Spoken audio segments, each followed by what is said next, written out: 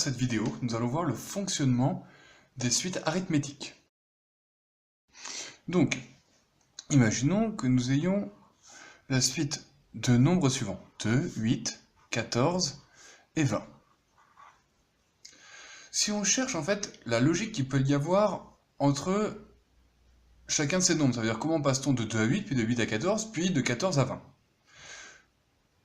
Nous allons déjà pouvoir analyser en disant que ceci est le premier terme de cette suite logique de nombres. Le premier terme, nous l'appellerons U1. Le deuxième terme, nous l'appellerons donc U2. Troisième terme, U3. Et U4, le quatrième terme. Comment fait-on pour passer de U1 à U2, c'est-à-dire de 2 à 8? On remarque que l'on additionne plus 6. De 8 à 14, de la même manière, nous additionnons plus 6, et de 14 à 20, plus 6. Nous pouvons donc remarquer que la différence entre chacun est donc de 6.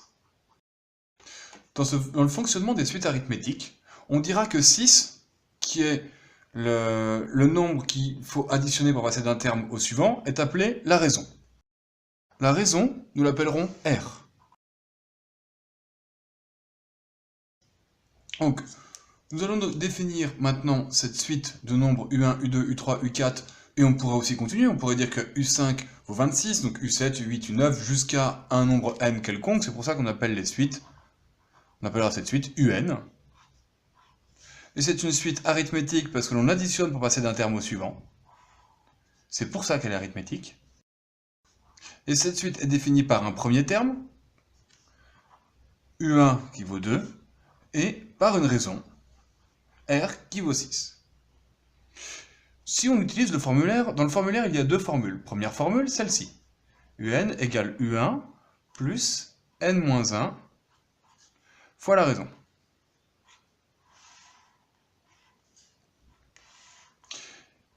Cette formule nous permet de déterminer un terme quelconque de cette suite. Quelconque que nous appellerons N. Donc si nous, par exemple, nous voulions calculer le 24e terme de cette suite, le 24e terme s'appellerait alors U24. On remarque que l'on remplace donc le N, qui est pour le nème terme, par 24, parce qu'ici nous cherchons le 24e terme. Si je remplace, j'obtiens égal U1, plus, là on vient de le remplacer, N vaut 24, moins 1, fois la raison.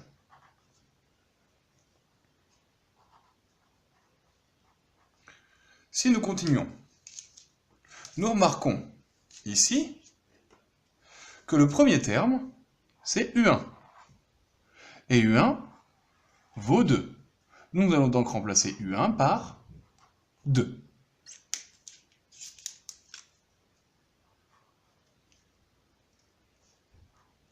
« 24 moins 1 nous fait 23, fois R. Que vaut R? R est le nombre que l'on a additionné pour passer d'un terme au suivant. R vaut 6, nous allons donc remplacer R par sa valeur, c'est-à-dire par 6. Il ne nous reste plus qu'à réaliser le calcul. 2 plus 23 fois 6 égale 140. U24 vaut 140. Nous avons trouvé la valeur du 140, du 24e terme. Maintenant, si je voulais chercher, imaginons à partir de quel rang, ça veut dire à partir de quel terme, UN sera-t-elle supérieure à 246? En gros, à partir de quel rang, quelle valeur n, le terme UN sera supérieur à 246. Comment je l'écris? Déjà, je vais chercher quand est-ce que c'est égal à 246. Je cherche quand est-ce que UN vaut 246. Et ce que je cherche ici, moi, bien d'accord, hein, c'est le rang n. Je cherche donc n. Est-ce que j'ai un autre moyen d'exprimer UN? Parce que là, je suis un peu bloqué. Exactement, j'ai la formule qui est au-dessus. Ça veut dire que je vais pouvoir dire que UN, c'est U1 plus N-1 fois la raison. Et on cherche quand est-ce que ça est égal à 246. On cherche donc toujours ce petit n qui est là. Comme précédemment, nous savons que la raison vaut 6, et que le premier terme vaut 2. Je peux donc remplacer ces valeurs-là, ces lettres-là, pardon, par leur valeur. U1 vaut 2, plus n-1, la raison vaut 6, égale 246. Nous avons donc une résolution d'équation où l'inconnu recherché est ici n. Je vais donc réécrire cette ligne-là pour faire la résolution d'équation et poser, comme on a pu faire précédemment, dans le calcul en bloc. 2 plus n-1 fois 6 égale 246. Ce que je commence toujours par faire, c'est souligner les ensembles de nombres factorisés que j'ai appelés blocs. Et d'entourer l'inconnu recherché. Ici, n. Bon, je vais laisser en orange, n.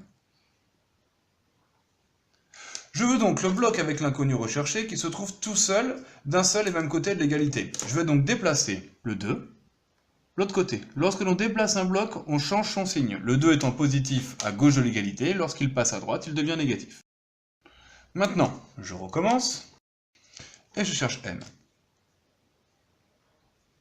Je suis embêté parce que moi ici, j'ai plus qu'un seul bloc avec le n à l'intérieur. Donc pour casser cet ensemble factorisé, je fais un slash ici, et on se rappelle, si c'est multiplié, ça va passer de l'autre côté, divisé. 246 moins 2 me donne 244. Le 6 passe de l'autre côté. Je l'enlève, je le jette. Il passe en dessous, c'est-à-dire qu'il passe divisé.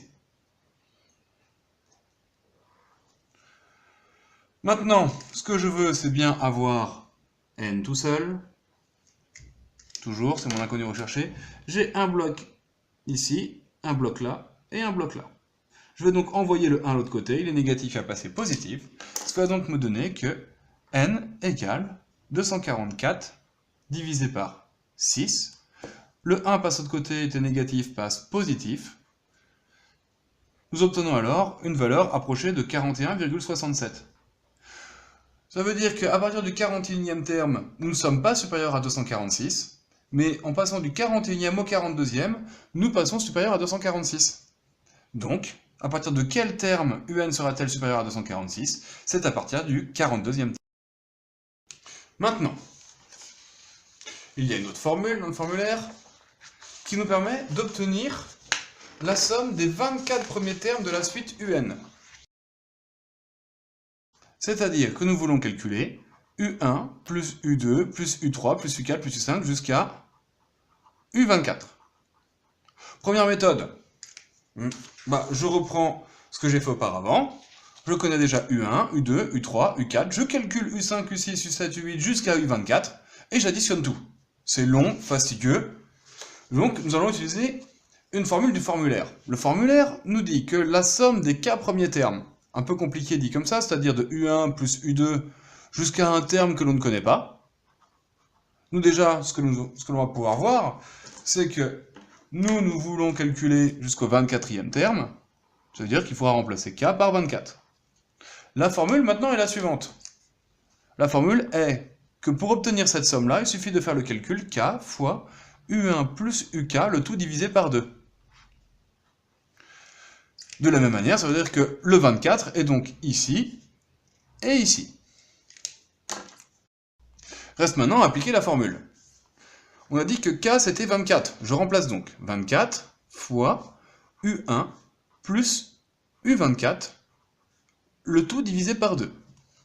Je vais bien remarquer ici que ça c'est bien mon petit k. Et il me reste plus qu'à appliquer mes formules.